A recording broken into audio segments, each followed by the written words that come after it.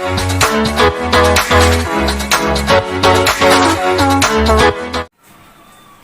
किशोरी झा समस्त मैथिलवासी के प्रणाम करैत छी। आज जानकी नवमी के शुभ अवसर पर अहाँ सबके बहुत बहुत हार्दिक शुभकामनाएं छै। आइ हम अहाँ सबके समक्ष एकटा सीता माता के जन्म के सोहर गीत लग उपस्थित छी।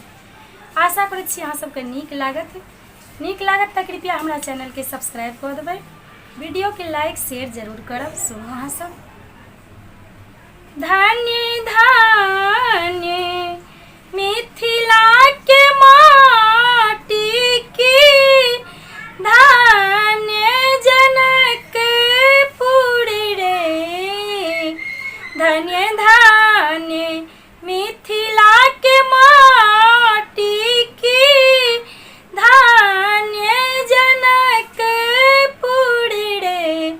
ललनार धन्य जनक जी के भाग्य सिया धिया प्रकटल रे। ललनार धन्य जनक जी के भाग्य सिया धिया जनिमल रे।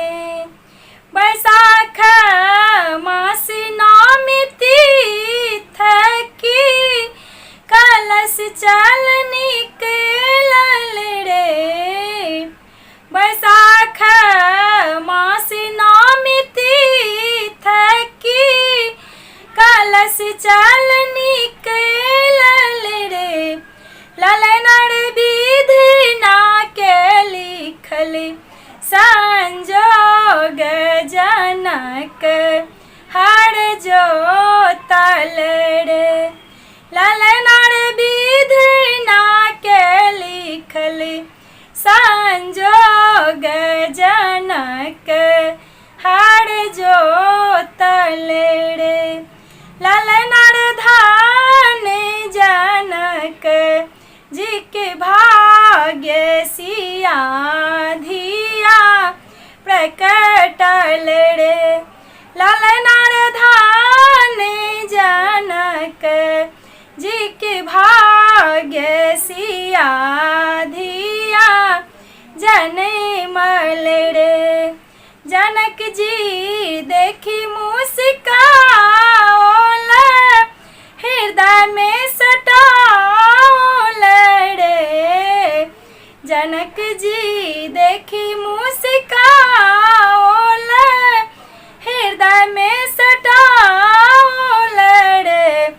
ललनार रानी सुनैना लेली कोर खुशी से मन हरषित रे।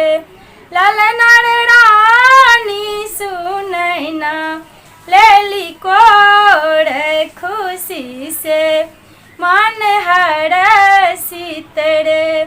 ललनार धन्य जनक जी के भाग्य सिया धिया प्रकटल रे। ललनार धन्य जनक जी के भाग्य सिया धिया प्रकटल रे। जनक जी लुटावत अन्न धन हीरा मोती रे। जनक जी लुटावत अन्न धन हीरा मोती रे।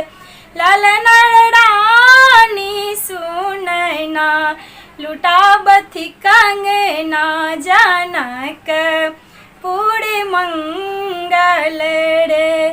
ललनार रानी सुनैना लुटावत कंगना जनक पूरे हरषित रे। ललनार धन्य जनक जी के भाग्य सिया धिया प्रकटल रे। ललनार धन्य जनक जी के भाग्य सिया धिया जनिमल रे। धन्य धन्य मिथिला के माटी की, धन्य जनकपुर रे।